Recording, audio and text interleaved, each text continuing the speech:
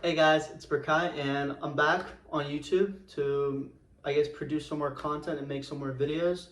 It's been a long while since I uploaded, and I've decided with more time on my hands this semester more than ever that I go back and, start producing more videos just for fun.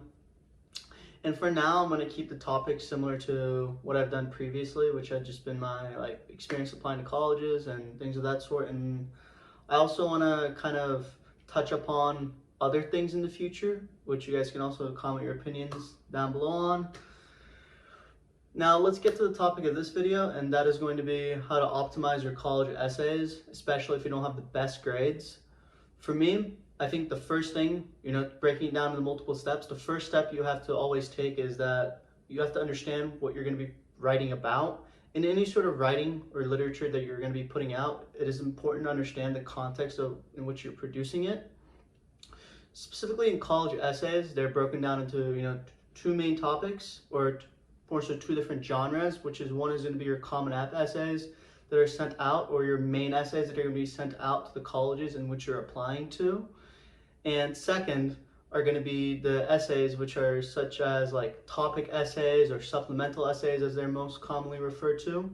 So the second thing I got to tell you is the most important step that you'll probably hear throughout the many steps that I'll list, and it is by far the most beneficial one as well. And that's something that really helped me out a lot, and it is simply to brainstorm. And I don't want to waste too much of your guys' time here, but what I would recommend is either taking out a piece of paper or preferably going on Google Docs and just putting it in bullet points, important events, important stories, important people, important lessons, and important bad events, good events, and things of that sort that happened to you throughout your experience in high school, and just putting it out on a Google Docs and almost kind of, write your own autobiography in bullet points, like 1 or 2 pages. What makes this step, I think, super different than the traditional basic brainstorming advice that most people get is when you go ahead and, go throughout the process of applying to colleges, you're going to realize there's a lot of supplementals that are very similar to each other. And even as a matter of fact, the Common App essay is just applicable to all colleges. Or when you want to apply to scholarships, you'll realize the essays often match the prompt in which you either wrote a supplemental or your Common App essay on. And if you have everything brainstormed out on a piece of paper, it will help you reflect back on that and write out what you had in mind a lot easier without hitting writer's block. And even if you just haven't started writing your essays, it's really going to be tough for you to kind of get past the first paragraph, just because it's such a monumental essay for you. And they're just going to often want to just keep on rewriting it, erasing it, rewriting it. So instead, if you just focus on doing a brainstorm, it will just help you out a lot. I know in school, many times, when we write a rough draft, we submit the exact same thing for the full essay later on. But for college applications, there is no one uniform essay. So it's really going to be a different time for you. And then I really recommend actually putting everything out on a basic, Google Doc that you can just reflect on later.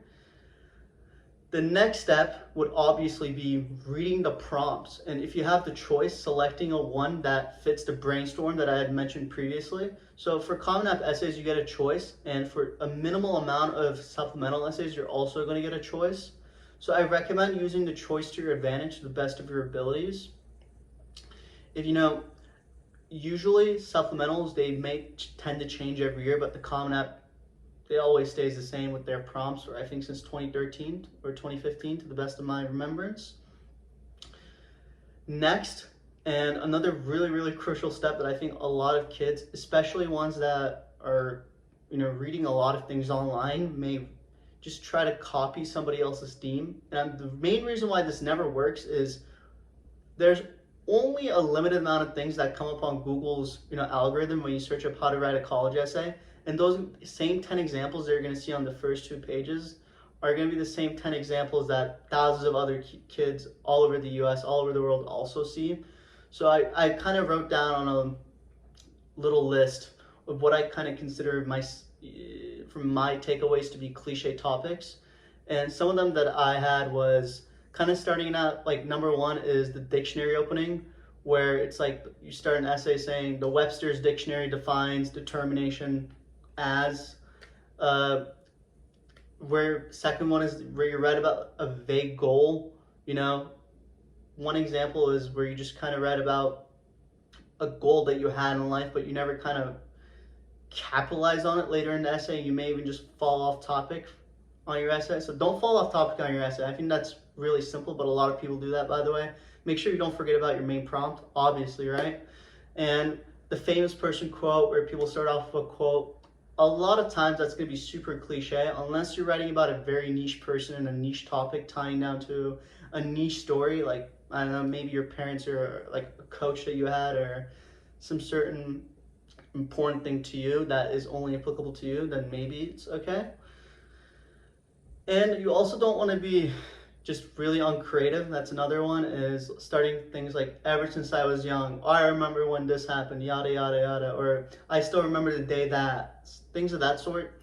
You don't want to sound too much like other people, because you do have to stick out a little bit. And the reason why I say that is, especially if your grades aren't stellar, and even nowadays if they are, you're just going to be competing against too many writers to really be the exact same as them. The only way you can always stick out is to think outside the box and, you know, use all your brain power to your advantage. And you also don't want to, you know, write about like cookies or some stuff like that. I know some people just write about stupid things where it just has nothing to do with you, and you write an essay purely to try to sound good, and you would think that would work. But in this case, you're not going to be writing to get a grade.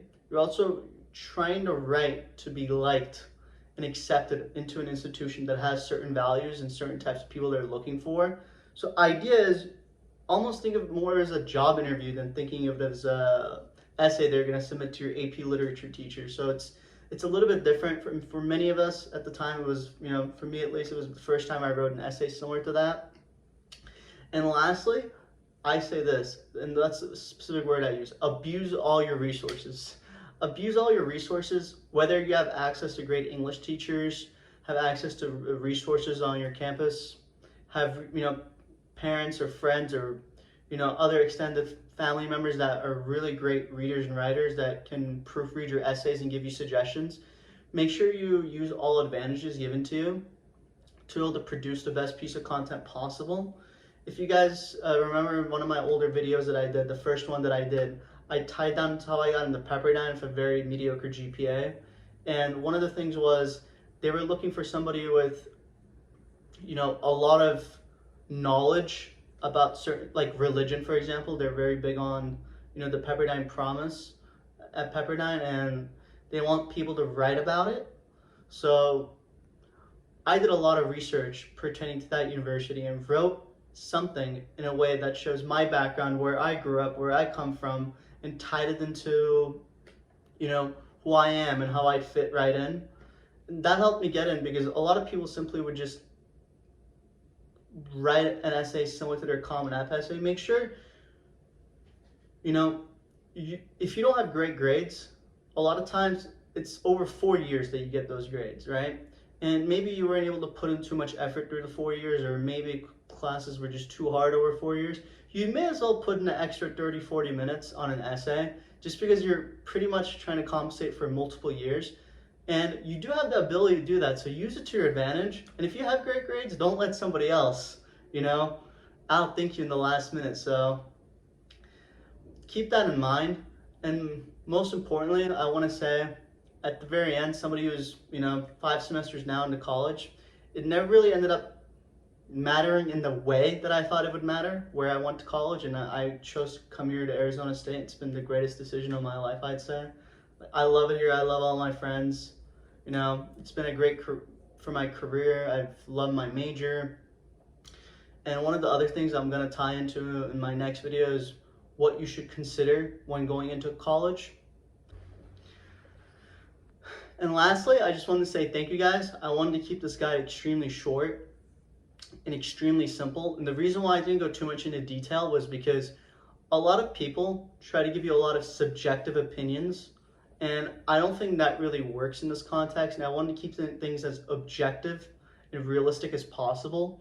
And instead of just lying to your guys' face, or just, you know, trying to wiggle my feats and achievements. I just want to keep this as humble and realistic as possible. So thank you guys for watching, and hopefully I'll see you guys next time as I keep on producing more content. Thank you.